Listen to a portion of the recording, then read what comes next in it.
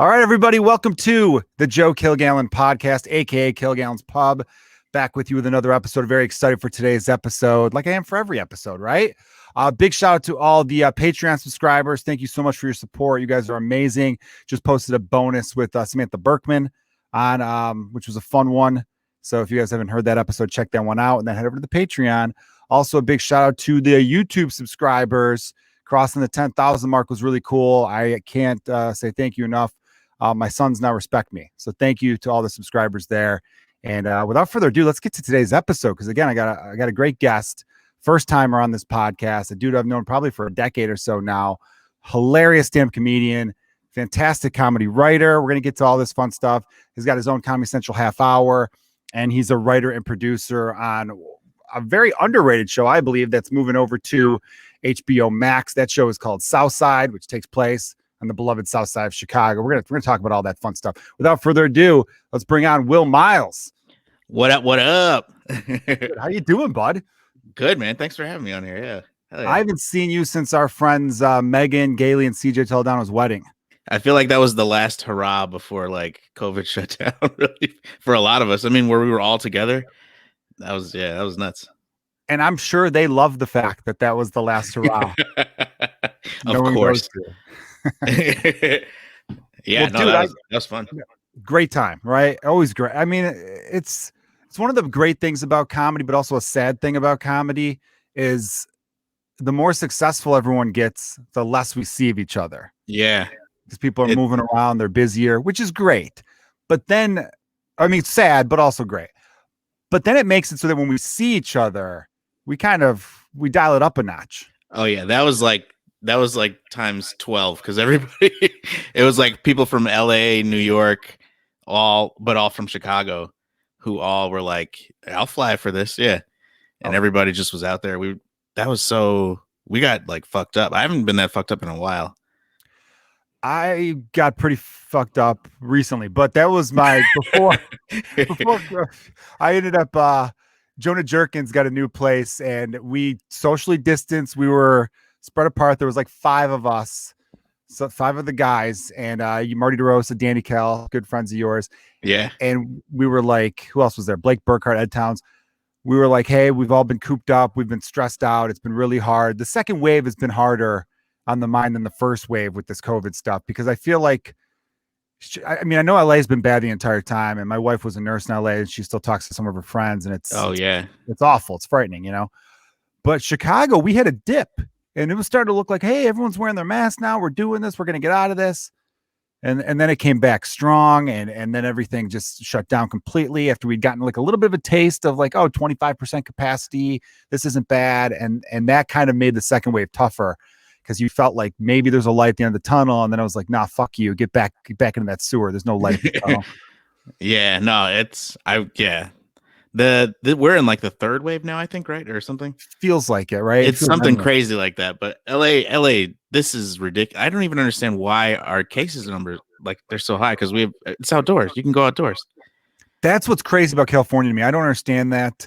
There's a selfishness that we used to joke about. Yeah. When I lived in LA, and there was LA people are like assholes. I think maybe there's some of that. I don't know. And I love LA. I don't knock LA. I miss LA all the time.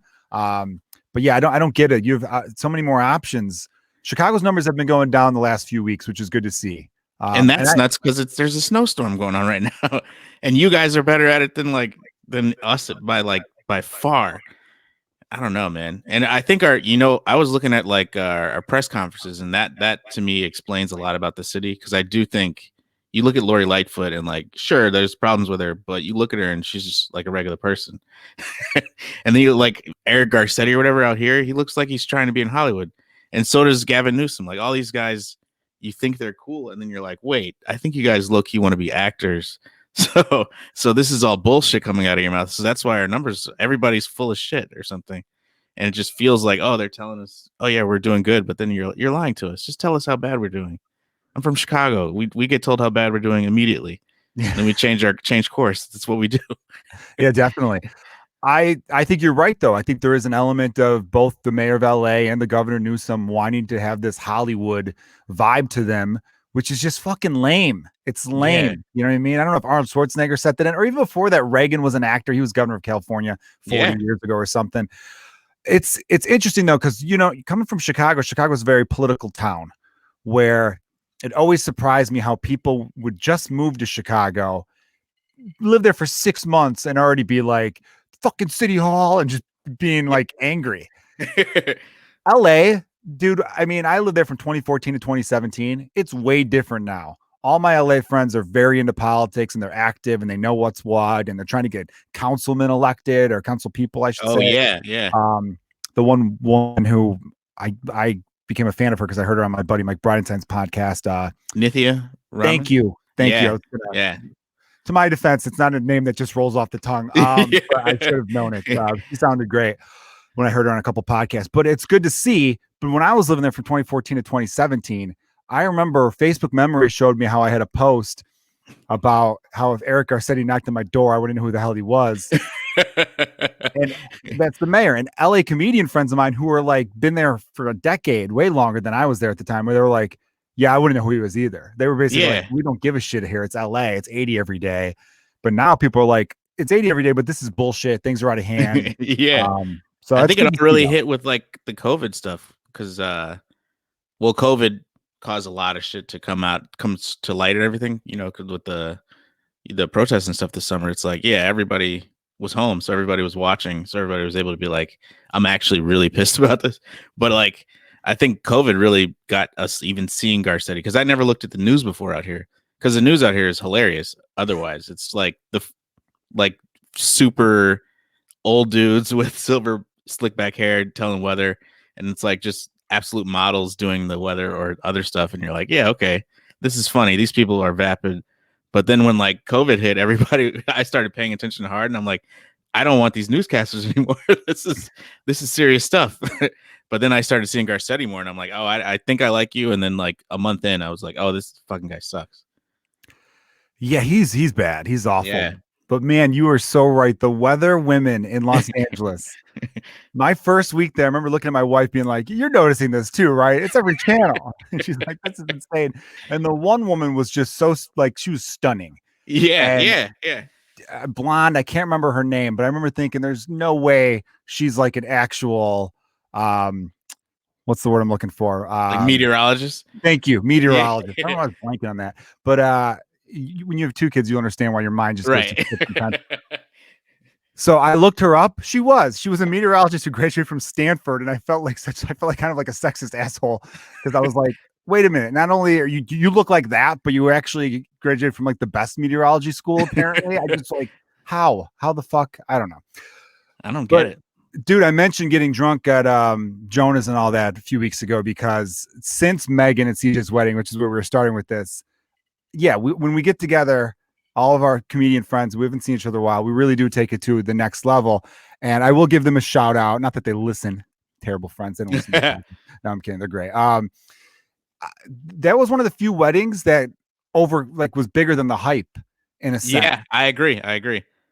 Because Megan is such a type where she talks about it in person, but also on stage, where she's been planning her wedding since she was 8. She's been a bridesmaid 100 times. Yeah. She's been to big Indiana royalty weddings, as you'd say. And it was better than even, I knew it was going to be great, but it was even better than great, which is, remarkable. So hopefully this gets back to her. I know, seriously. I might tell her. We'll see. Yeah. We did a social distance hang the other day. But those, I agree, man. That was like, it lived up to the hype. I knew it would be fun, and I knew there might even be. I never thought Tommy McNamara would bring a tear to my eye. So just to let me give my listeners a background. There's a hilarious comedian named Tommy McNamara who has a podcast with Tom Takar called Stand By Your Band, which is a music podcast. It's really cool. They have people like defend their music choices, and some of them are bad choices, but they can be like, here's why I think, Third Eye Blind is great or something like that. And Tommy could write songs too. So Megan and CJ for their wedding had him be like, instead of your traditional, like, Here Comes the Bride, they had him like do piano or keyboard for it. And then he wrote an original about the two of them. and it was moving, and just enough humor in there too that it was amazing. It was perfect. It was beautiful. Yeah, I was like, wow. All right, Tommy. Like, And Tommy damn. and I hit the sauna every day. Every day, Tommy and I went to the sauna. Oh, Sweating see out those that hangovers. that was also the timing of it was when my wife was pregnant, but we like couldn't tell people yet, other than family, basically. So it was like hiding that during the weekend too. During the weekend of getting shit faced, hiding that one of us is not drinking. Like it basically was like a How I Met Your Mother episode or something. But it was like, Yeah. it was No, wild. I did that. For my son Dylan, who's 1.5, a little over 1.5, when before we could announce my wife was pregnant with him, I was almost going to say we were pregnant with him, but I am not that dude. I know. I almost said it too, by the way. No, the woman is pregnant. We're just there.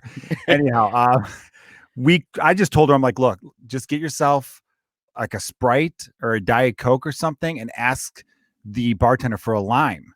So if you put the lime in the drink, no one's going to ask questions because people get suspicious. Oh, real, especially like your oldest friends in like in comedy, which are like, who else am I hanging out with? But Yeah. But yeah, like I was very worried that they would be able to tell that day, but I was like, damn, all right. Yeah, you fooled them. Yeah. Well, comedians are different though. Family, I'd be worried about more so. Comedians are so self-involved. They probably even notice. They're worried about their next drink, not your wife's next drink. Right, know? Exactly. Yeah. All right, man. Here's something funny though. Get this shit. So, being a professional podcaster like I am, of course, you know I'm a pro, Will. Absolutely. I was like, all right, I'm gonna double check some stuff about Will. You know, like go on the old Wikipedia, IMDb, whatever was out there. I'm gonna Google Will Miles. I Google you, and here I'll just read what happened. I'm on my phone. I Google Will Miles. IMDb it goes to. So I'm like, perfect. I'll go right to his IMDb. It says Will Miles was born August 8th, 1975. And right away, I'm like, 1975? Jesus Christ, man. Black does not crack. He looks fucking amazing for a dude in his 40s. Holy shit. Then I scrolled a little bit further and it says died April 14th, 2018. And I'm like, what the fuck? Will's not dead. And then I like, oh, he was also not in Indiana Jones. He was also not in this other sci-fi movie. There's another Will Miles out there, man, who's got a pretty decent IMDb. I think I know who this is because I think this Will Miles is the reason I have to go by Will A. Miles in SAG. And I specifically did it because of Michael B. Jordan. Because I was like, that's always been so funny to me that he couldn't get Michael Jordan because of Michael Jordan. And so he just went with Michael B. Jordan. I was like, oh, that's fun. And then so I saw that and I was like, also there should be like a statute of limitations on the name if the guy died, by the way. I just want to put that out there. I don't know if it is. I should be able to get it now is what I'm thinking, but I don't know. I think so, unless his family's still getting residuals from a couple of the movies he did. I don't really know. That's a good point. They're probably showing Indiana Jones a lot on like TNT or some shit. That's like a TNT Saturday morning deep cut, right? Yeah. Damn it. I'll never get fucking Will Miles. Right before Shawshank is run, you know? Yeah, exactly. I watch it almost every time too. But I mean, you go by Will Miles. You just have to write Will and Miles as your credit for stuff. Yeah. Which is annoying, but it's fine. Yeah, I remember finding that out when I signed up for SAG. When I was filling out the paperwork, the guy was like, now this is your name that you go by as long as there's no one else in the union that has that name, because there can't be two of somebody. And I almost wrote Joseph, and I'm like, oh, I don't want to be Joseph. I'm Joe. So luckily I scratched down, put Joseph Kilgallon to have that. But yeah, Michael B. Jordan's hilarious to me because why would you even just go by a different last name? I don't like I mentioned Tom Takar being the co-host of that podcast with Tommy Mcnamara. We know he's originally Thomas Brady. Yeah, he went by Tom Brady for a stretch. And I remember when I first met him, I'm like, dude, you're funny as hell, but you cannot go by Tom Brady. I know. In no world are you ever going to be bigger than the Tom Brady quarterback. So you're fucking yourself on the Google search as a comedian. You know, you always, as a comedian, don't we always want to be first when they Google our own name? Exactly. And I remember Stephen King too. Remember Stephen King? He's now Stephen Castillo. So smart. An outrider. Yeah. He was smart to go with an ethnic name too. Yeah. He went from nerdy white kid to Latin flavor, right? Very smart choice. Yeah, no, that was man. So one of the cool things on your IMDb, though, like I mentioned in the intro, you were a writer, producer, and you were in like what, 5, 6 episodes? Yeah, Of something like that. Housewives? A background character. I will be making. Well, we wrote it in at least right now. As of now, I'll be making more appearances this season. We'll see. Scripts change. Definitely. But yeah, no, it's fun. Yeah. So Southside and Comedy Central moving though to HBO Max. Yes. Excited about that. That's cool. That's like a right? permanent home that people will definitely tune in on. So that part's very cool. I think they're still producing. Comedy Central's still producing. Okay, so I won't say too many bad things about Comedy exactly. Central. That's why I say that. Yeah. But look, I'll say this. For you won't get in trouble here, Will. You could get out of the camera shot if you want. I've got nothing against Comedy Central. I was a PA on Tosh Point Hour, which is a Comedy Central show. I've met people at Comedy Central. They've seemed nice. So I'm not disrespecting or hating Comedy Central. But I don't understand how they market and or make their shows and content available is baffling to me. So if any of the Comedy Central people are listening where they're like, hey, Joe Kilgallon, we heard he's blown up on TikTok. I don't know why they'd be checking out my podcast, but let's see what he has to say. If you're hearing this part, no, I'm saying this from love. Because I grew up loving Comedy Central, still do. It employs a lot of good friends of mine. It's a great network, perfect name. Comedy Central, you can't beat that.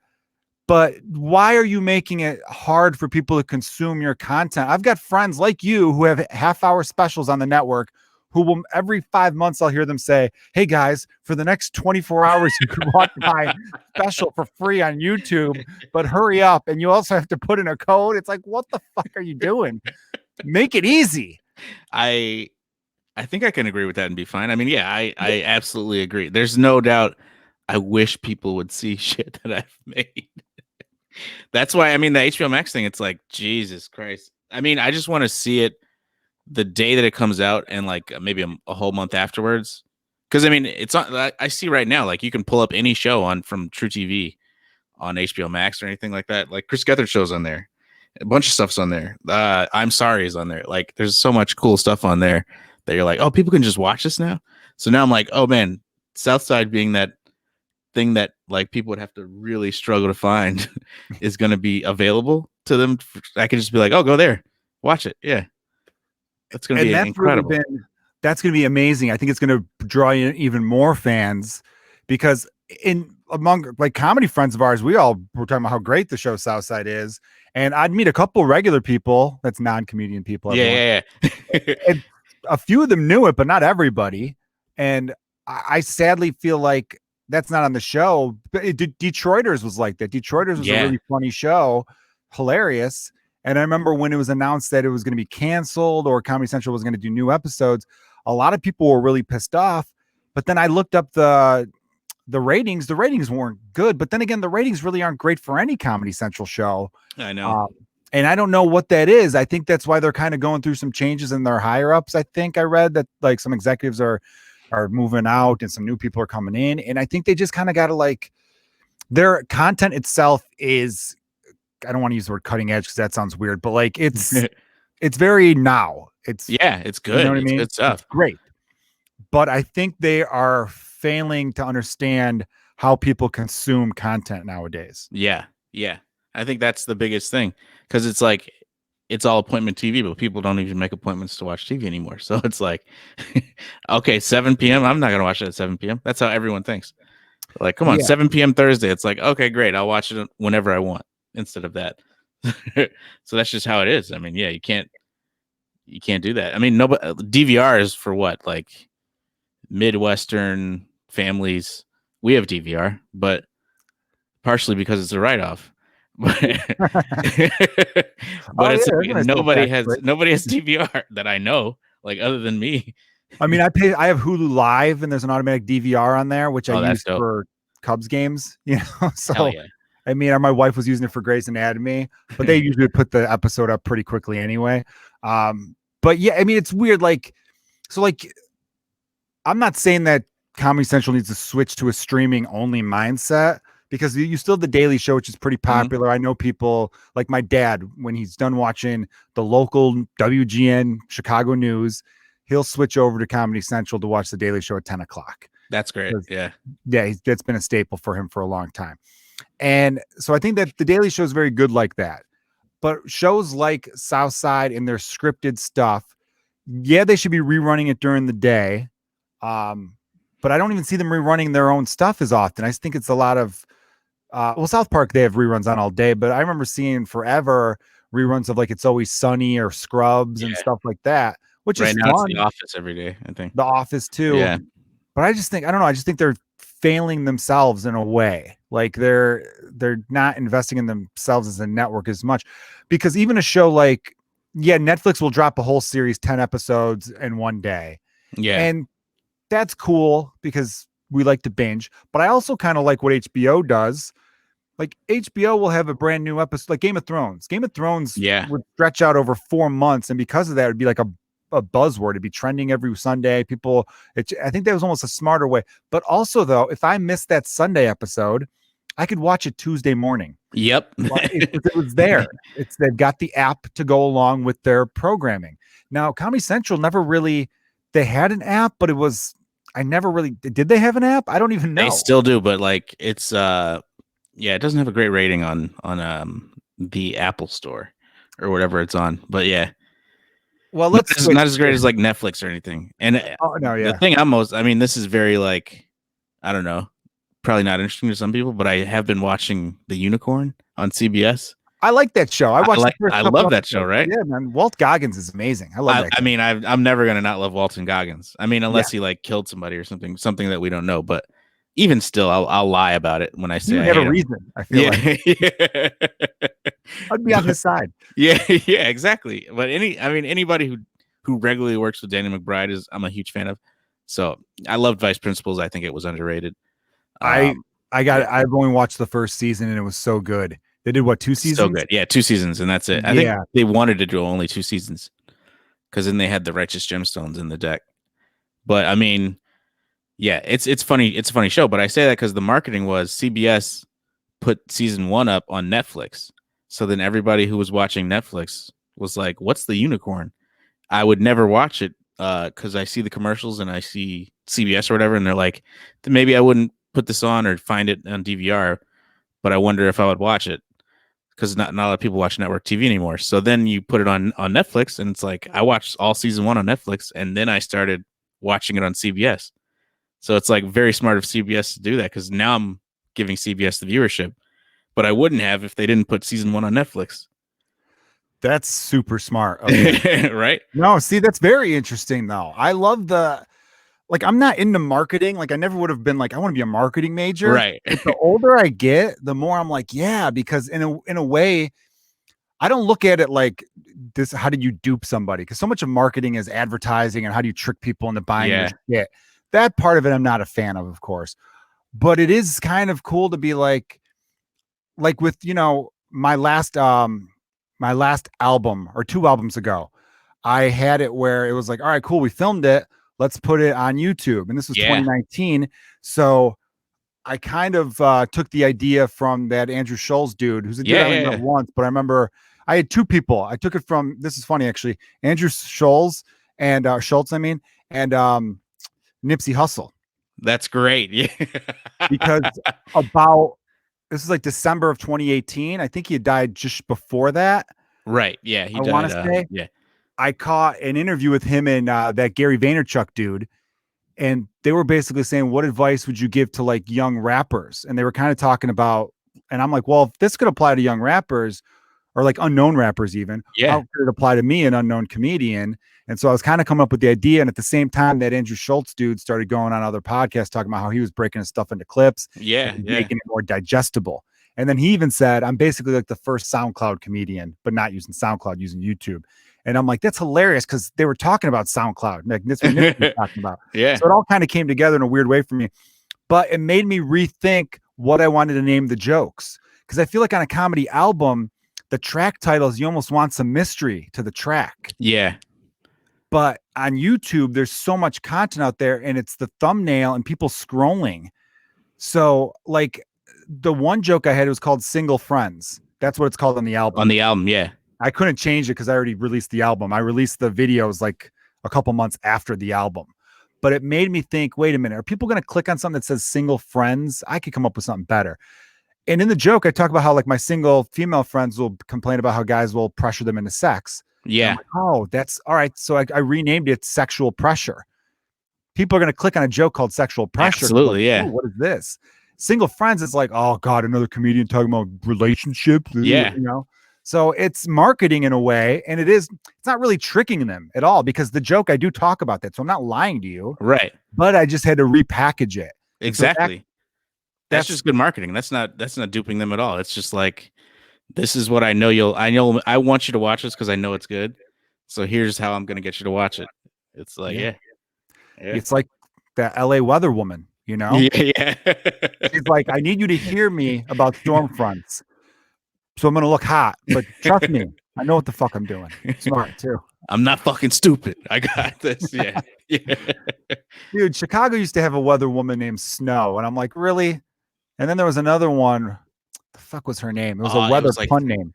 Yeah, it was like lightning or something, or like no, Amy Freeze. Amy Freeze. Yes, it was. Yeah, she had a raspy voice, man. Yeah, I feel like she came to Laugh Factory too. I think she did too. Yeah. It's always fun when there's like a local celebrity in the crowd. Who's been the most? This is a good question for you. I had this conversation with a couple other comedians. Who's been the most random, like celebrity that's been in the audience at one of your shows? Drake, without a doubt. Man. And it was like it was this place called Arlene's Grocery in New York, and it was like a showcase show. It was like the ones we used to do in Chicago, but in New York. And so I was like not expecting much. I was like, oh, this is a cool music venue that they're allowing us to put a comedy show up at. My friend Rebecca Trent, she did it. And I was like, and Julian Chiani, I was like, oh, great, I'll do your show. Sure. This sounds great, really fun. I like those people anyway.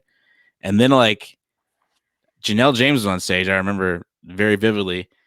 And at the same time that Janelle was on stage, the producer of the show came up to me and was like, oh, by the way, I think you're next. And I was like, oh, okay, shit, I'll be ready. And then right after she said that, Drake walked in and just was like, he just walked in the back, like really chill, two big dudes next to him, of course. And he just started watching the show and I was like, what the fuck? And then my friend Maria was like, or no, I texted my friend Maria. I was like, Drake's here. And then, and she came over and then she was like, when are you up? I was like, I'm up next. I was like, can you watch to see what he laughs at in my set? Of course. And so then I went up and this was like right when we got to New York. So I was still crushing. I definitely fell off a little bit after some years, but I was like, I knew I was like, this is a new town. We were so murderous in Chicago that I was like, anytime I leave town, I'm destroying. And so I knew I was about to kill. And then I was like doing a lot of rom-com stuff. And apparently that really hit hard with him. She was like, at some point in your rom-com bit, he doubled over. I was like, that's all I wanted in life. Thank you so much. I was like, I knew he'd like that joke. I kind of did it because I knew he was in the audience and I wanted to know if he'd like that joke. That's a good one. Drake, that's a really cool one. I can't think of anyone at that level. I don't think I've ever had anyone that famous because Drake, I mean, what is he got? Like 30 million Twitter followers? I mean, yeah. Oh, yeah. He's huge. I've had a couple random weird ones. I mean, I've had some like professional athletes, a couple guys on the Blackhawks, Dave Bolin, Duncan Keith. And then I had Cubs manager David Ross, who at the time was a player at the Hollywood Improv, which the late great Brody Stevens hooked that up. He knew those guys would be at the show, so he's like, "Hey, you want to open for me?" I'm like, "Fuck yeah, dude!" He was super cool. It was actually cool because David Ross came up to me because I was doing like new dad stuff, and my wife was just pregnant. I think I just announced like that we were expecting a baby, and he came up going, "Dude, that stuff was hilarious. I could relate." I remember when my wife was pregnant, but the two most random were both in LA. One was at a place I think called like Off the Six or something in like Studio City. And it was an actor / music guy, I think. I don't know if he was an actor, more music guy. But anyway, I'll get to him. It was funny because I'm doing crowd work. And in Chicago, when someone in the audience looks like a celebrity, you could make fun of that celebrity and not have any fear then it might be that celebrity. Yeah. So I'm on stage, and this dude off to the side who had a weird laugh looked just like John Tesh, the dude from Entertainment Tonight. Yeah. Oh And yeah. I know Piano you know, player. but and anyone else who's listening, he also came up with the NBA and NBC theme, which is one of the best. It gets you jacked up to watch basketball. I can't carry a tune, but you guys would know it. The NBA and NBC, Bob Costas, the 90s, it was like the coolest intro. I then said something like, that dude looks just like John Tesh. And then I looked to the side and I just kind of stared to the opposite side of the room. And I'm like, it's fucking John Tesh, isn't it? And the whole audience was like, and then I talked to him a little bit after the show, and the dude's like 6'7", he's huge. I just said like, oh, you're a good sport, because I messed with him a little bit. But I think now he's kind of like a little bit of a lunatic now. I think recently though. Yeah, recently, right? I don't know. And then the other one, the dude, I didn't know he was in the audience, but after the show, it was at that Blind Barber show. Yeah, those are great.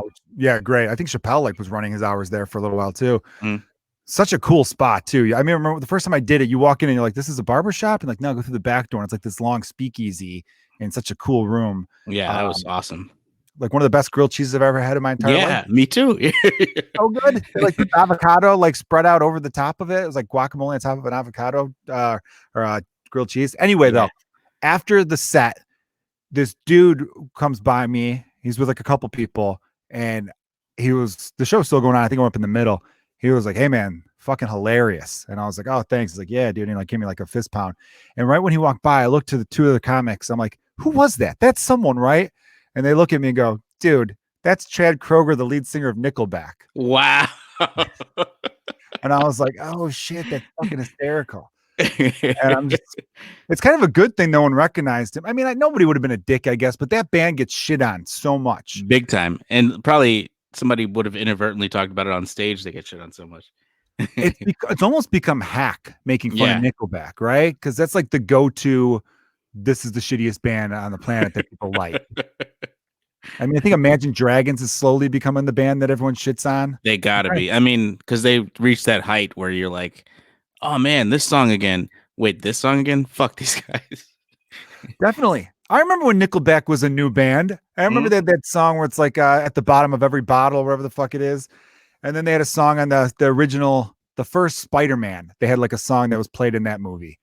Oh, like, yeah, it was the main song from the movie, yeah. Yeah. And they say that a hero. I can't sing it all. Everyone knows that, dude. I wish I had a voice. But and I remember being like, this band's okay, whatever. Yeah. And then the more you heard them, you were like, this band is just cheesy, fucking like dad rock. But the lead singer has great taste in stand-up comedy. Clearly. Also, by the way, dad rock, it kind of sounds good now. I don't know if that's... Now that you're a dad? Yeah, now that I'm a dad, I'm like, give me some just like easy tunes, man. There are some bands that have grown on me a little bit more now that I'm a dad. Coldplay, I kind of like a little bit now. Good stuff. They just make fun, good, easy music. It's not easy to make, I'm sure, but it's like easy listening. I can listen to it easy. Train, I like Train. Yeah. So, Drops of Jupiter, right? Drops of Jupiter. What other bands that are out there? There's a few that have kind of like all of a sudden I'm like, oh yeah, they're pretty good. Yeah. John Mayer. I mentioned John Mayer. John Mayer's good. He's got some tunes. The guy can shred, you know. He must be cool too, because he hangs out with a lot of cool people. Yeah, he's always with like Chappelle and that whole crew. Chappelle loves him. Questlove loves him. It's like, really, guys? All right. He must be cool. And the back of his baseball card when it comes to women, very impressive. Yes, without a doubt. It's some stats right there. You're like shocking ones even. You banged all of them? Really? You're a good guitar player. You're handsome, but like, yeah. I mean, there's some, and they told people about it. That's like what it's like Jesus. Well, okay. Before we get into fatherhood stuff, yeah. This reminds me. This is a question I like talking to my male friends about because we're all mature enough. John Mayer, again, like I can admit when another man's handsome. John Mayer to me, I'm like, he's a good-looking guy. Okay, yeah, but he's not one of those dudes where I'm like, oh, I get it. Like there are some dudes where, like Ryan Gosling, I'm like, oh, I get it. Obviously, a gorgeous man. there's some dudes where it's like Ryan Reynolds. I get it. There's we mentioned like Michael B. Jordan. I'm like, yeah, I get it. McConaughey. Yeah, like there's some people you're like, I get it. But then there's some people where I'm like, did you ever watch that show Californication? Mm-hmm. I loved that show. I loved that show too because there was boobs in every episode, and it was that's fun, why I loved it. Yeah, right. But man, was some of that unrealistic. I remember the first episode. David Duchovny's like at a red light. Yeah, he's got a cool convertible. He looks over at a woman who's hot in the car next to him, and just kind of gives her a look, and then it cuts to them fucking. I know. David Duchovny's not Brad Pitt. In no way. And what I loved about that show is like Entourage I'll always admit that's a male soap opera. It's just like fantasy world all day, but there's no one I relate to on that show other than Turtle, really.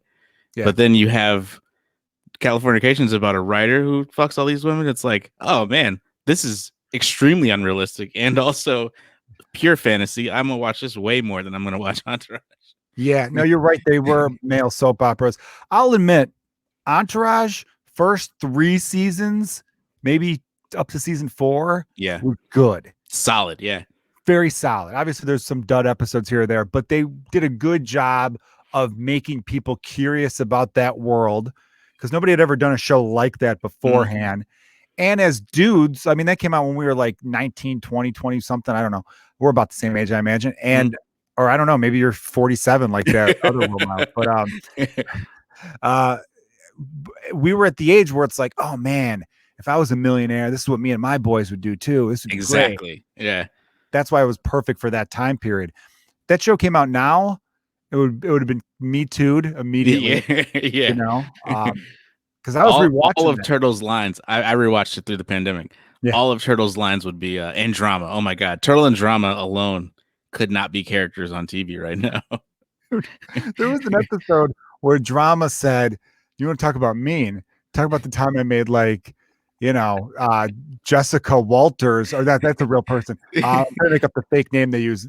With the time I made Jessica Jones, that's a real name too. I can't think of a fake name. The name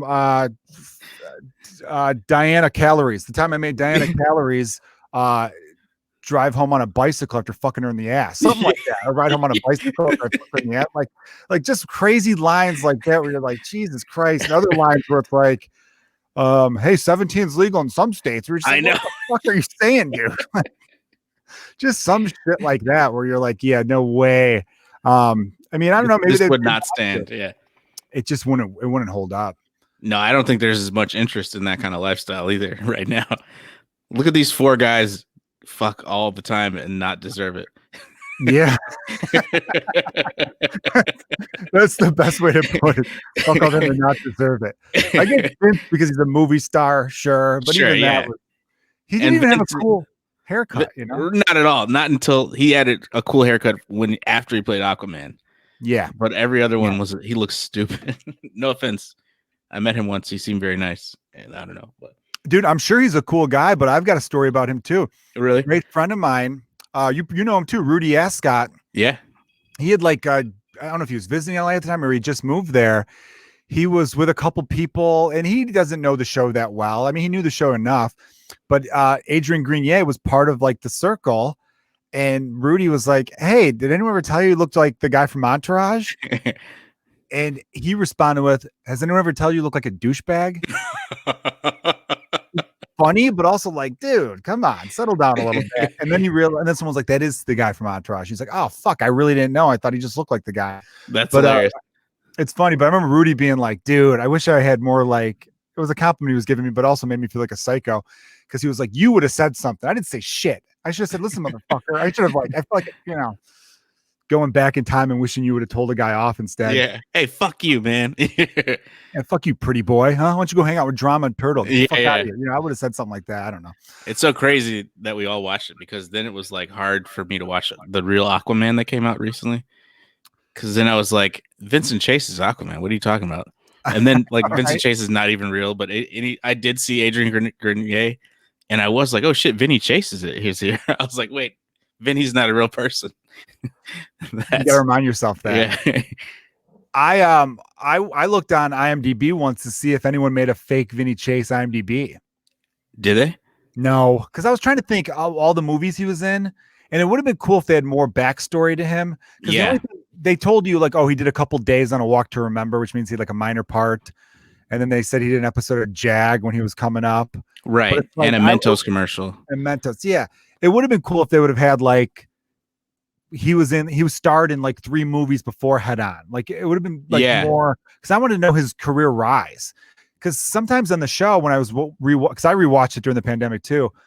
I'm watching it after Head On, and he was trying to get Aquaman, and then he didn't want Aquaman and all this stuff. Mhm. And it's like, was Head On his only starring role? Because he needs to fucking take every part that comes to him. That's the same thing I was thinking rewatching it. And I was like, so he's starring in Head On with Jessica Alba, and what was he on, Jimmy Kimmel? I was like, Jimmy Kimmel chose you to represent the movie? I'm like, that's wild. You must be bigger than you're saying right now. Like it didn't quite make sense that they would take this second billing after Jessica Alba in a movie and put him on Jimmy Kimmel right away. Maybe it happens that way. I don't know. I don't know. See, now part of I don't know. I've been it's I like that you're like me where you're watching reruns of shows during the pandemic. So many people I talked to have just been rewatching shows during this last, clusterfuck of a year. Yeah. And I came across a thing that says people with anxiety love watching reruns because you know what's going to happen. Oh, that makes sense. I have high anxiety. So yeah. I probably have enough narcissism mixed in where I didn't realize I had a lot of anxiety. I just thought, like, isn't this how people are all the time? You don't have this thing rising up in your chest constantly. You're not like that. I think that's being a comedian, because I think I'm in the same boat. I definitely recently have said to my therapist something like, the last time I talked to her, I was like, so what do like normal people do? I was like, so you're telling me not everyone is out there acting like me about coronavirus, and like just like not even about the everyday common cold. Like I have OCD too, which I didn't know other people didn't have. And so it was a lot of like, what do you mean nobody freaks out about everything? Like some other people are acting normal at times. I didn't know that. But then you see it and you're like, oh, I guess that makes sense why they didn't understand what I was talking about. But yeah, finding out you have anxiety and OCD at this late in life is insane. It is. It is. I definitely have a lot of anxiety. I actually had my first ever therapy session this past week, a few days ago. Nice. Yeah, after probably near a decade of people saying you should see a therapist. Yeah. And me being like, I'm fucking fine. My temper is charming at times, so don't act like you need to fix it. It really is. Thanks. But no, I decided I need to talk to a professional to get this temper under wraps and some anxiety stuff. And I liked it. So anyone out there listening, highly recommend. I think everyone, even if you feel like you got your shit together, I feel like everyone should have someone to unload their shit on, Yeah. And that's really all it is. It's just like, oh man, I'm so glad I got to say this in a setting where you can't repeat. Right. Well, that's a good segue into being a parent, because one of the reasons I decided to go into therapy was that I feel like my kids deserve the best version of me. So why wouldn't I be trying to self-improve every day, right? And Will, his daughter, just turned 6 months. Congratulations. Thank you. Awesome. How's she sleeping? Sleeping well. It's been a good transition to the crib, and like sleeping pretty much through the night, which is good. One or two wake ups. That's She's great. still in the early phases, but yeah, I'm like, when you think back to the early days of the first 3 months or whatever, you're like, I cannot believe I existed through those time periods. It's so hard. The first 3 months, man, is just so rough, but then it goes quick and you almost just like forget about it. I feel like, did that happen with you? Yeah, I totally forgot, because there was those times they're waking up every 2 hours at some point, and you're like, I can't believe that we did that. Like we did it every other hour or whatever, but it's like damn, we didn't sleep though for months. We didn't sleep for months. And it's the thing that people talk about before you have a kid. They're like, oh, you're not going to get sleep for the first however many months. You're like, yeah, fuck you. I don't even know if that's true. But then you're in the middle of it. You're like, oh my God, I only got 4 hours of sleep every night for a month. It's so, dude, you know what though? Again, it goes quickly. And I almost wonder if we all have something in our brain. I found this out. It's a little fun fact for people. Will, you might have known this already. Apparently, women have a chemical in their brain, like a hormone that's released during pregnancy, so they forget the pain. Wow. That's why you could keep having babies. You know what I mean? Like, they just forget about the pain. Also, a baby's cry, when a woman hears a baby's cry, it stimulates the breast milk. Oh God, that's fucking insane. Like I heard that, I'm like, that can't be true. That's, dude, the human body, especially a woman's body, is phenomenal. It's like I mean, I don't know how that sounds, but I'm like, it is a science project, because it's like there's so much shit I didn't know. And then we had the first like birthing class, and you're like, what? They go through what now? This is I knew you think, you know, like you're like, oh yeah, they push a baby out, it must hurt. But then you're like, no, it's so much. The body is fully changing for the entire 9 months. And then the weeks afterwards too, for 6 weeks afterwards, their body is completely readjusting. And like certain organs go this way because they're like, oh, I got to make room for the baby. And it's like, what? My organs don't do that. No. My organs sit in the same spot for 40 years. My organs don't do shit I tell them to do. They're garbage. You know, I mean, I love my dick, but stop getting hard at weird times, you fucking weirdo. Seriously? Actually, when you get older, that doesn't happen as much. But growing up, how annoying was that? The whole like the tug it in the waistband thing. Yeah, that's ridiculous. Always. I remember getting caught at a Walgreens once. I just was walking down an aisle looking for something as like a 15-year-old, or maybe not even 15. Yeah, maybe 14, 15. And just like, why is my dick hard? Yeah. And then turning the corner and seeing like girls that I think might have went to like grade school with or something, where I'm like, I don't want to have to hug them. I'm rocking wood. And then just being like, you know what? I'm going to dip into this fucking weird aisle that no one goes into at Walgreens because it's got like all that as seen for TV bullshit maybe. And then just flip it up. And then right when I turned around, they were like there. And I'm like, you know what? I don't give a fuck. Yeah. And sorry. Yeah. Hey, you know what? Happens. Okay. I don't point out when it's pumping AC in this Walgreens. You got hard nipples. I'm not making you feel weird. Right? I don't know. I don't know where I was going with that one. What's funny is I now frequent, well, before pandemic, I did frequent the as seen on TV section, but it is otherwise completely unwalked. It's one of the untouched aisles. Yeah. There's some weird stuff in there. Sometimes there's some gems though in the as seen for TV stuff. The Instapot started out in the as seen on TV. Did it really? That's pretty nice. But so fatherhood, man, I'm sure, is there a big surprise to you about it so far? It's like when they get the personality, that's when you really start to see shit and you're like, okay, this is cool. Cause like the surprise is how little sleep you're going to get. You really don't think about that. And then when it happens, you're like, I cannot believe this is true. And the whole, like they have to learn how to do everything. So like sleep training was insane. Cause you're like, I got to teach this little motherfucker how to sleep. That's so weird. Like I just sleep. I mean, it's hard, but I mean, I just know, okay, I'm gonna go to sleep now. But then you're like, I guess I didn't know that at some point. I guess I didn't know how to sit up at some point. I guess I didn't know how to like lay correctly. And you're like, I got to teach all of this. They do a thing where it's like a sleep regression, which is like natural. Mm-hmm. So like 6 months to 9 months, I remember being pretty good, but right around 9 months to 10 months, they just start sleeping like assholes again, where it's like, why are you waking up? You know? Yeah. And a point, this is what like all the books say, and it's like heartbreaking, but you're supposed to let them cry it out. It's just like a natural thing because they don't know how to self-soothe. Right. So in a way, they have to just learn. Because I think when a baby wakes up, they're like, oh, I'm up now. But it's like, no, it's 2 a.m. Go to sleep. You know, like as adults, we wake up, we're like, oh, I'm still tired. I close my eyes. I go back to sleep. They don't get that quite yet. So I think part of it's like you just got to let them learn how to get comfortable, and they got to learn how to like chill themselves out and Yeah. calm themselves. But as a parent, it's like, I just want to go in there and give them what they want, Yeah. do this and that. And you want to just give them more like a bottle or whatever. But then they all of a sudden they think whenever they wake up, they get food. And it's just, there's so many weird things, man. It's like the best being a parent. But I think what I've been struggling with lately and why I think therapy is good, especially for parents, is that, I don't want them copying all the stuff I do. Exactly.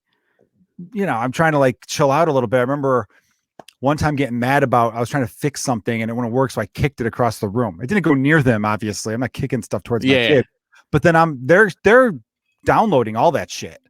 They're thinking, oh, I remember my oldest son, who's going to be 4 in like 2 weeks. Holy shit.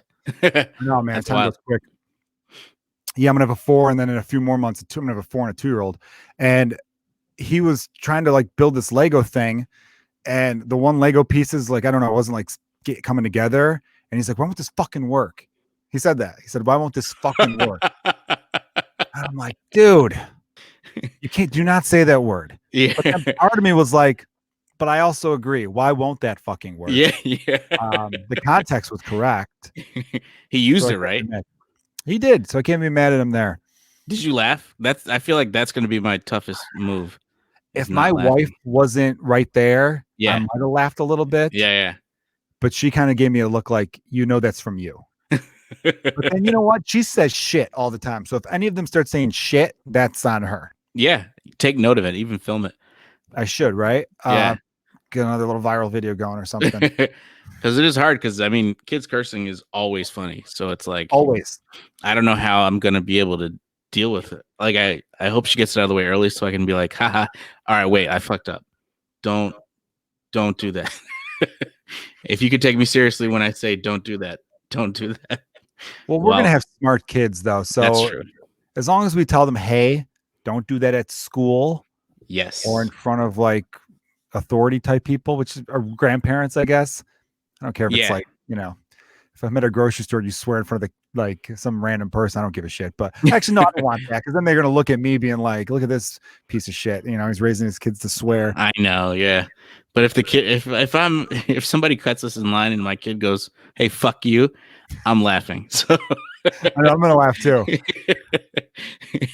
And I'm on my kid's side, so it's like, I don't know. Fuck you. I agree.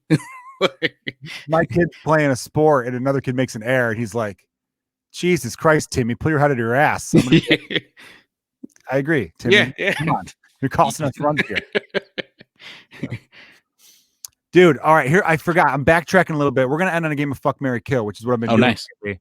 I got it Super Bowl themed this time. We'll do, just to get people excited, we're going to do players' wives, famous players' wives.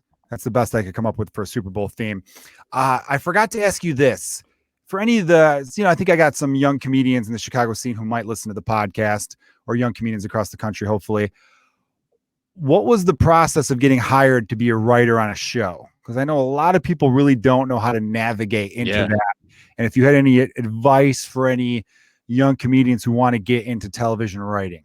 Yeah, I mean, I would say it's a lot of,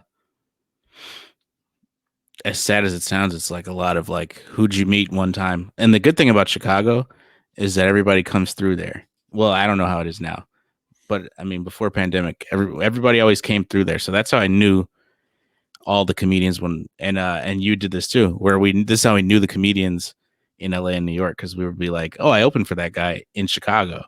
And then when you're in LA and they're in LA, you're like, hey, remember I opened for you? Oh yeah, you're funny. Hey, this guy's funny. He should go up here. And then like those work to transition to the next thing. Cause like I did a stand up New York in New York because I opened for Hannibal and I opened for like Nick Thune in Chicago and all these different people who were there. And they remember me. They thought I was funny. Introduced me to Michael Che. I went up in front of Michael Che. He knew I was funny. So then I'm at Stand Up New York. I'm doing a guest spot, just begging to get in the club, basically. Like I think I did a check spot, and I did it. And Chris Gethard was there, and he like saw me do that spot 5 minutes, but he was like, "You got a good perspective," and we just started chatting after the show, real quick, hung out, just a little bit after the show and like talked for a little bit, and then he called like maybe 6 months later and was like, "Hey, we have like a week where we need a writer to come in. Can you do that?" And I was like, "Shit, I can't, because I'm actually in the middle of tour." But it made me know like, oh, I didn't know that kind of shit could even happen. So then he reached out again when the next season was starting, and he was like, "You have to do the packet now, but can you do the packet and send it in?" And then so like I did the packet, but also I had known him already, and he had already reached out. So there was probably a relationship was built. There was probably some push ahead for the packet. So then I got hired on that show, and that really started everything. So it was like a 2-year process basically to get hired on that one show. But that once I got hired, it kind of started happening more and more. And then it was just a bunch of meetings after that for these other shows. But you got your foot in the door. Yeah. Built your resume up. What was the packet he was looking for? Like certain examples of different kinds of sketches and some stuff like that? Yeah, just like wild ideas for episodes, like 6 or maybe it was only 3 wild ideas for episodes, and then like just some random jokes that you had. And so it was only 2 pages or something like that, but it was nice. I put a lot of thought into it, and then I was like, all right, plus hanging out with him, I feel like I know the kind of things that he would like. So I'm like, this is what I like. Let me see if I can tailor it to what he likes to, and then put that in the packet. And I had fun too doing it too, which is something that I think a lot of people don't talk about enough, because there's a lot of packets that I did that weren't fun at all. And you're like, of course I didn't get that job. Like, I hated doing the packet, so I wouldn't have had fun at the job. Of course I didn't get it. But that one I was like, oh, this would be fun. Like, maybe what if we did a whole episode underwater, and then wrote it out? And I was like, this is fun to write. And that's the job I got. The only one out of all the packets I've ever written. And it was a lot at the time, but I was like, damn, I got the one job that the packet I actually had fun doing. Now for Southside, did you have to submit a packet for that, or did you have the resume where they're like, we like Will, let's bring him on board? That was kind of more of a resume. That was well, by that time I had been on Gethard's show for a while, and I had also written a pilot, because we had a buddy, Kevin Barnett, who always was like, write a pilot. Always got to write a pilot. And so I had him look at it a bunch of times. I had my wife look at it a bunch of times. And then I sent it, because somebody was like, hey, my agent was like, you'd be good for this show is about Chicago, basically. And I was like, oh, cool. I've always wanted to work on a show about Chicago. That'd be amazing. She's like, all right, well, let me send you the info and make sure you tweak your pilot so that it's ready to be seen by other people. And so that one was one where somebody at Comedy Central saw my pilot after that, and they liked it. And then I met with them, and they were like, all right, cool, I'm going to pass it to the producers. And then they passed it to the producers, Diallo and Bashir, and they were like, they liked it. And then from there, it was like in the meeting after that, because they liked it enough to call for a meeting. In the meeting, I found out me and Bashir went to the same high school. We talked about some of the jokes in the script, and my script is about Chicago too. So they were like, where'd you go? You went to Whitney Young? Yeah, I went to Whitney Young. Yeah. But you grew up on the north side, right? Yeah. I remember when the Southside came out, and I think you had like a tweet or a post about, hey, check out Southside. And I saw that you were writing for him. Like, oh, that's great. And then I'm like, wait a minute. He's from the north side. Did they give you shit about that on set at all, or what? All the time, since day one in the room. I figured that would have been the case. They have to. I mean, yeah. They have to. I was like, it's because it was Whitney Young. I was like, but I was at the Southside every day. So I was like, I know it, but I just never rested in my head there. But that was a part of it. But also it's like, I'm a different perspective, because I was the outsider coming to the Southside every day in high school. So it was like, well, now I've been there so much that I actually feel like I get the life's blood of the Southside at times, which is what the show is kind of about. And then I defer to Bashir, because he's actually from the Southside. But yeah, totally. But yeah, no, it's that one was a bunch of meetings that actually worked out, and that I remember getting the job. I couldn't have been more excited, because I was like, yes, perfect. You're perfect for it, and it's a great show. So I guess a big lesson here for any aspiring writers or comedians want to get into comedy writing is make the most of opportunities. So always give it your all. Be a good person, because when I think of you, Will, I always think of the positive guy to be around. You know what I mean? People you want too, it. man. Oh, thanks, man. I think I go a little bit more nutty though. I've never heard anyone be like, "Dude, Will got pissed, man." You see that shit? I've never heard anyone say that. But it's more or less that, like, in a writing situation, they're like, I'm going to be spending a lot of time with this person. Yeah. Oh, So that's you huge. could be funny and you could have a great script to send around, but if people are like, I don't want to be stuck in a room with this guy for the next, 15 weeks or whatever, that's part of it too. But also, like, I think a lot of people would say stuff like, oh, you got lucky that that person happened to be there to see you. I mean, you make the opportunity though. When I had Pat McGann on the podcast a couple weeks ago, Sebastian Maniscalco produced his special. Right. I told him, like, it wasn't luck. You put yourself in a situation in which, like you were saying, like being in Chicago, big names come through all the time.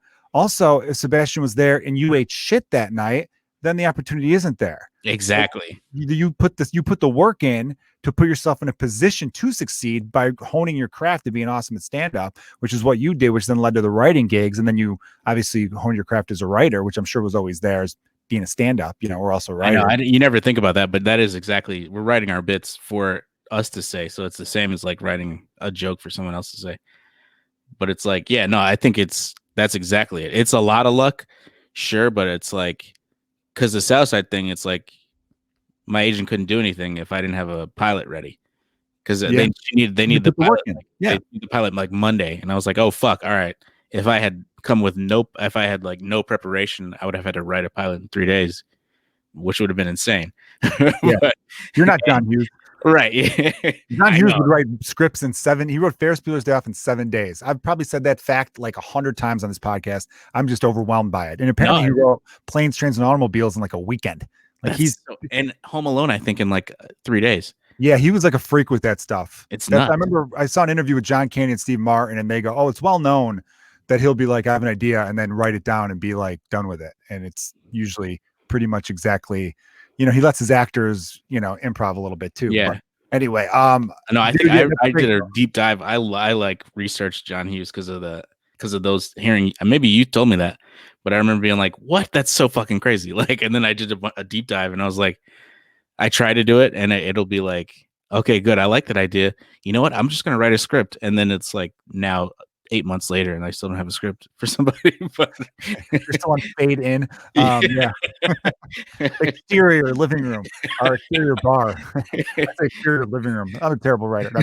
But dude, yeah, I mean, you got to put yourself in the position. Obviously, luck. Yeah, of course, luck factors into any sport. This isn't a meritocracy.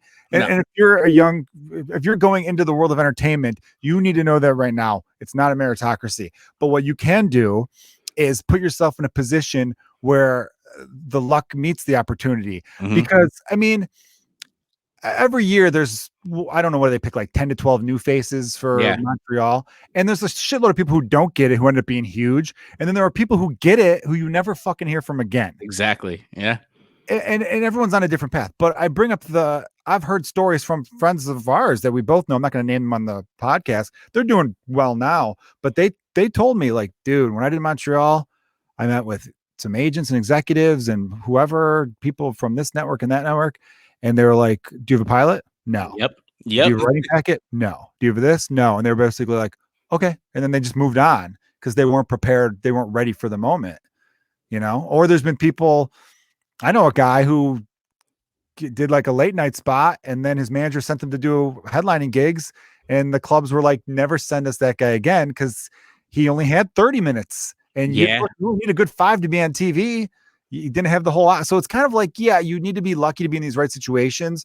But if you don't put in the work, that luck runs out real quickly. Yeah. If you can't deliver, it's worth nothing with the luck. Yeah. It's luck plus everything else. Yeah, man. It's like that song by Fort Minor. This is 10% luck, 15% skill, 25% power of will. I don't know. I can't remember how that breaks down. Fort Minor. Nice. I have not heard that name in a long time. Well, I always loved that song because when I first heard that song, I never heard it on the radio. The first time I heard that was a Michael Jordan highlight video. Oh, nice. Song was playing, and it was Jordan dunking to that song. And I'm like, this song's awesome. Yeah, yeah. And then we used it for CYSK, Communities You Should Know, as an intro for a couple months before I made the choice to switch it to Homecoming by Kanye. Yeah, wise choice. Which is a much better choice. But I like that song because in the beginning, we turn off all the lights and be completely dark in the room. And like I think it's 4 Minor going, "Are you ready? Let's go." I remember that. You know, and it just kind of sounded cool. I mean, it got people pretty hyped, but Kanye's Homecoming is way better. Way better. All right, let's make a couple Super Bowl predictions. Everyone, This is probably coming out the day after the Super Bowl, so you'll be able to see if we're idiots or not. We've got the Kansas City Chiefs returning to face the Tampa Bay Bucks, led by the ageless wonder, 43-year-old Tom Brady, versus who could be the next possible GOAT in the quarterback game, Patrick Mahomes, who I'm a big fan of his game. I like that guy a lot. His dad pitched for the Cubs, too, so that's bonus points. Yeah, Pat Mahomes Sr., everyone. I was a relief pitcher for the Cubs for a couple seasons. Damn, I didn't know that. All right. Yeah. Now I have a reason to root for him. I think his mom was an athlete too, like maybe like track and field, something or other. So, I mean, that's just genetics always, like, you know what I mean? It's rare where it's like, I'm a professional athlete. Here are my parents. They're both, you know, they waddle, but they're nice. You know, like it's always, you know, they come from a long line of like Adonises and shit. Exactly. So who do you got? I'm gonna go. Here's what I would like to happen. I would like the Chiefs to win. I do think Tom Brady is I think he must have signed a deal with the devil or something to keep him good. And like Tampa Bay, how do you make them good in 1 year? Super Bowl ready in 1 year. So I'm like, he's gonna pull it off. I don't know how he pulls off anything. Yeah. So he's gonna do it. I mean, they added Gronkowski, but he's old kind of now too for a tight end. He's in his 30s. Antonio Brown, but he only joined late and didn't really contribute that much in the regular season. Right. But yeah, it's basically the same team as last year, just an upgraded quarterback. And what's funny about it, or not funny, but interesting, is the Patriots are the same team minus Brady. And they suck. Even play, and they suck. They didn't make, so part of me, I'm ready for a new era. You know, I'm a Tom Brady fan in a lot of sense as a quarterback. Yeah. You know, I'd rooted for him in that whole Manning versus Brady rivalry. Oh yeah. But and it's impressive, 43 and still delivering. Obviously, he's not the same guy as he was, but still delivering and coming through. Part of me wants him to win because then it really makes it obvious that it was more him than Belichick. Yeah, which a lot of athletes are coming out and saying now. Like Danny Amendola was on some radio show recently or some podcast. I saw the clip of it on TikTok of all places. TikTok's actually pretty fun, man. There's a lot of good sports stuff on TikTok. I'm gonna check it out. I got to download it. I got to just get into it. At first, it was teenagers dancing, so everyone like our age was like, "Fuck this!" But yeah, it's so much more than that, man. It's like I barely see like the dance videos. I mean, I still see them, but not nearly as much. What's cool about TikTok is whatever you like, they'll show you more of. Oh, I like that. Yeah, dude, I see nothing but Marvel content, and I'm seeing like DIY house stuff and then a lot of sports stuff where it's basically just someone standing there and giving like a 45-second opinion, or they'll show like on this date, here's what this guy did like 30 years ago. And so it's kind of like cool shit like that. And like little interview, like quotes from like famous athletes talking about stuff. But this one, Amendola was basically saying, let me get this straight. It wasn't Belichick that was a great recruiter, because everyone's always like, he recruited all these players to play for New England. No, we went there to play with Tom Brady. Yeah, exactly. Right, let's get that straight right now. And it's kind of cool hearing all these guys coming out being like, no. But look, Bill's got some good plays. He's a good defensive mind overall. But let's be honest, who was the main reason that team won 6 Super Bowls? Yeah. It's Tom Brady. I mean, it's so clear now. The team switch made it so clear. It's like, what? Yeah. This makes no sense. I've got the Chiefs winning as well. I'm going to say 38-27. Chiefs. Yeah. And you know, it's going to be a good game in the first half. I think it's going to be like, I think Brady's performance is going to be like it was in the NFC title game, where he looks amazing in the first half. And then it's just kind of age and not being able to adjust the way he used to, when the Patriots defense will figure him out a little bit and get a little more pressure on him. And then that'll be it. That's a good line. I think I do think, I know I said Mahomes, I would like him to win, but I do think it'll be Tampa Bay 30-27. All right. Well, we'll see. Yeah. Our listeners will know when they hear this. They'll be like, Will was right. Joe's a fucking idiot. All right. Now the fuck, marry, kill we're about to play ties into the Super Bowl. I decided to do NFL wives is your choice to fuck, marry, or kill. It's really tough because you don't want to kill any of these people. I don't believe any of these women. Now, the first one is Sierra, which is Russell Wilson's wife, who's a great singer too. Mm-hmm. Second one, Giselle, Mm-hmm. Tom Brady's wife, Brazilian supermodel, supermodel. And then unknown but gorgeous is Christian McCaffrey's, I think, fiance, but I'm counting it. Yeah. Kayla Nicole. Now, she was like a Miss USA. Oh, I've actually seen her. Yeah. She's probably the one that's like least unknown, but she was like Miss USA and Miss something else, and very highly educated, I believe. I read up on her a little bit, and stunning. So Kayla Nicole, Sierra, and Giselle. Those are your three choices for fuck, marry, kill. Doesn't Kayla Nicole do like the news or sports reporting or something like that? I think she might do some sports reporting too. Yeah. First off, everybody I respect all of them. So this is all more so a game. It's a game, everybody. It's a game.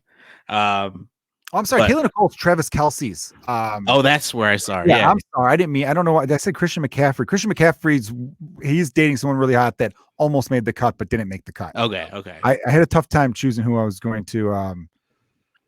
That sounds more right. Like I remember seeing the name and being like, oh, with that guy. And Kelsey is more on my brain. He's also in that Showtime show, by the way, which is very strange. But Travis Kelce is an actor. I would choose. Oh yeah, that's right. It's weird. It's like the one about space. For some reason, he goes to space with Fred Armisen. Yeah. Again, this is just a game, and I respect all of these women. Let me start by saying that I do not respect Giselle's husband, so I will put her at kill. I hate Tom Brady as a person, as a football player. He's an unbelievable human being. She, though, did come out saying we do not support Donald Trump. So I think she's yeah, she did. I didn't know it, but I looked it up because someone told me that. Yeah, Brady was getting slammed on Twitter recently. Because people were like, fuck him, he's MAGA guy and all that shit. And then, I saw like the threads, the comments being like, well, he backtracked, said he doesn't support Trump. When Trump was running, he said, yeah, we were golf buddies.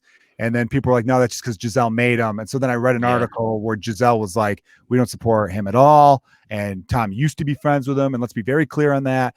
And then Tom was like, I'm not political, which people were like, So Tom probably, I think you're probably right to be like, Tom might be a scumbag. Yeah. I mean, I don't know if scumbag's the word, but shitty. Let's say shitty. Yeah. I don't know. Because I don't know. Is he racist? I don't think he's racist. He seems. I don't think he's racist. I think he's just. I didn't like him prior. I think he's probably one of those dudes that's like, I don't know. I think he.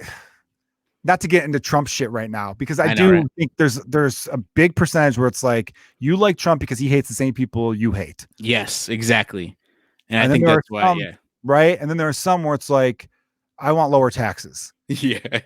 But it's like, you got to admit, this is a bad guy for everything for that. If you're a low tax Republican, I'm still friends with you. But if you're a Trump supporter, it's like, dude, look, I mean, I don't know. I just don't understand. Like, how are you not understanding that this guy is a fucking con artist? Exactly. Would walk through you for a shortcut. He doesn't give a fuck about you. Anyway, that's what always drove me nuts. I was like, this is so obvious, though. Regardless of anything, you're reading this guy wrong. Yeah.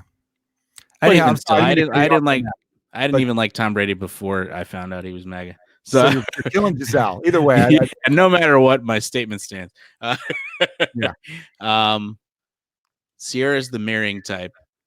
So that because I know she's like super religious, and I just feel like she's the marrying type.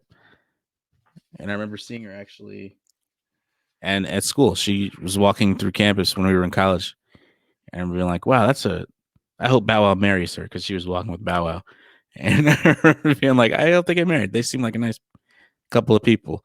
So then that leaves Kayla Nicole for the other thing. The other thing.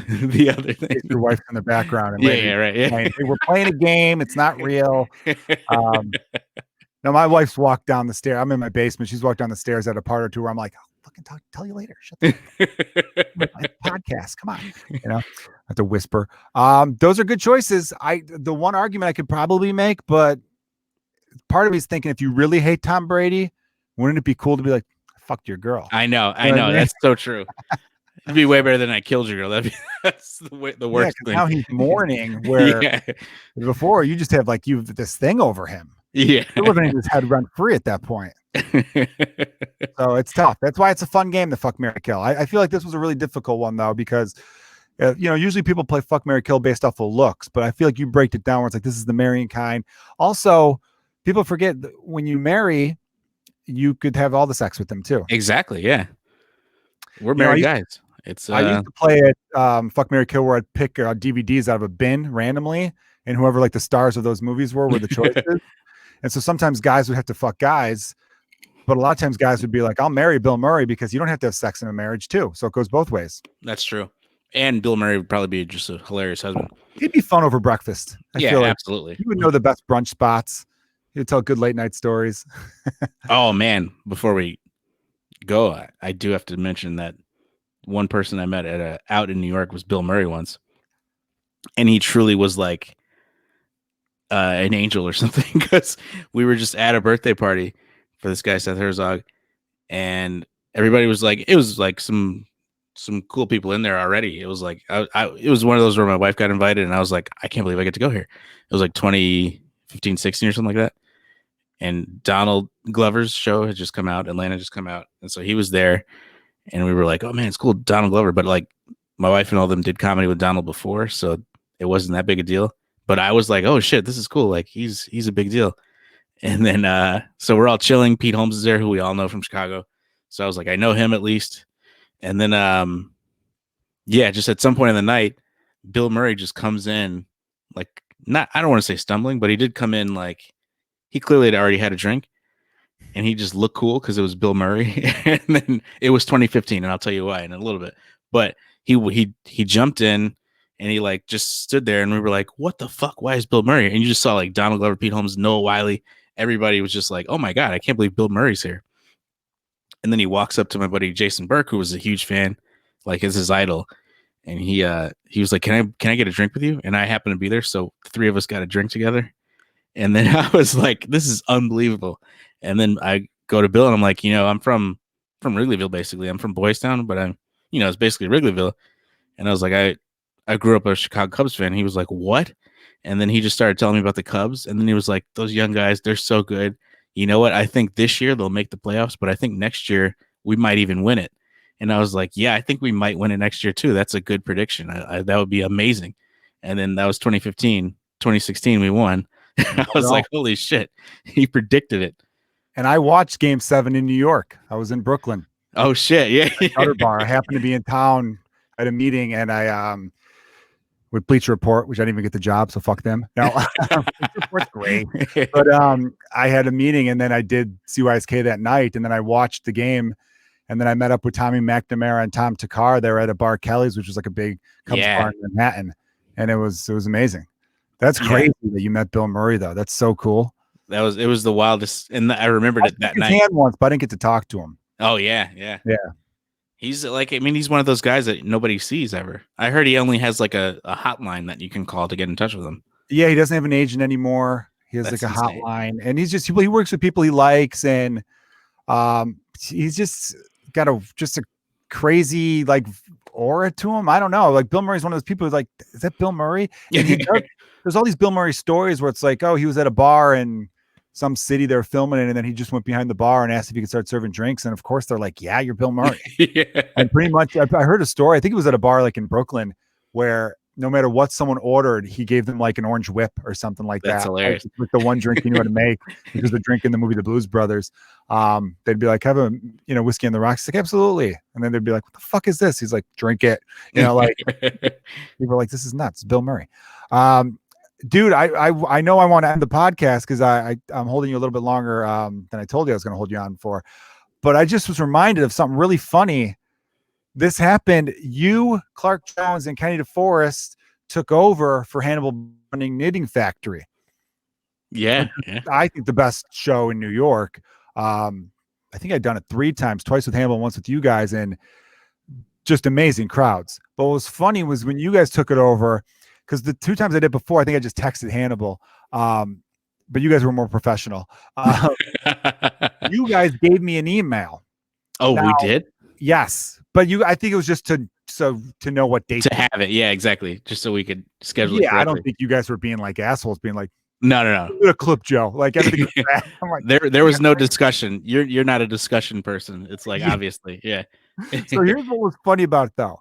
I didn't know that the email at the time was being answered not by you 3. It was answered by Louisa, I believe. Yeah. And I didn't know that. So I sent an email basically saying, hey, 3 pieces of shit. I can't believe Hannibal gave this great show to like you fucking losers. Have any of you written a new joke since you moved to New York? Hey Kenny, is it still weird that Adele writes songs? Like I think I like made fun of each one of you. Yeah. And I was an asshole because I thought it was for your eyes. I get an email back pretty much right away being like, oh, sorry, we're all filled up for that time. And I'm like, oh no, is this? Who are you? And then I immediately texted you guys again, or I think I texted the 3 you guys. Yeah. 2015. So it was a long time ago. It was right around the time you were hanging out with Bill Murray. You were off Bill Murray glow. And then I said, hey guys, heads up. I thought this was your email just for you guys to keep records. And I think Clark got back to me right away going, oh shit, I'll let her know. Yeah. And then she sent me an email the next day. And I think I sent one back being like, real quick, I didn't know. I thought it was for them. I would never send an email like that. Are you kidding me? And then she's like, oh, sorry for the mix up. Blah, blah, blah. And then we were cool. And then, I was cool with her when I met her and everything like that. And I just thought it was funny because I was like, what the fuck? I thought that was for you guys. I remember her, I think, showing us the message afterwards too. After we cleared it up, she was like, okay, because he sent this. And then we like laughed at it. But otherwise we never, I know I never checked that email otherwise unless somebody told me to see something. So that was one where we got forwarded that like, all right, then you'll find this funny because I didn't know you guys knew him. Well, I think, I remember Kenny being like, I'll call her right now or text her right now. And then she forwarded it to you guys. Well, it was funny, but I definitely felt like a dipshit. I'm like, I had no idea that it wasn't for you 3. She must think, what kind of piece of shit LA comic? Because I think I said I'm gonna be in town. Yeah, you're in LA. Yeah. She's like, these fucking West Coast assholes think they can just so entitled, these LA people, you know. Well, dude, man, thank you so much for being on the podcast. Tell everyone where they should follow you. Follow me on Twitter and Instagram. I'm at Mr. Will Miles. Thanks for having me, man. This has been fun always. Dude, it was so much fun catching up to you. Keep killing it in both the comedy game and in the dad game. Say hi to everyone for me. Say hi to Julia, who's, by the way, great comedian. I should have her on sometime. You guys are awesome. I love you guys. Comedy you too, man. Love you. All right, dude. Thanks so much for being on the podcast. Cheers, everyone. Thanks for listening. Cheers. Let's have our kids hang out. Thanks, man. Oh, hell yeah. Later, man.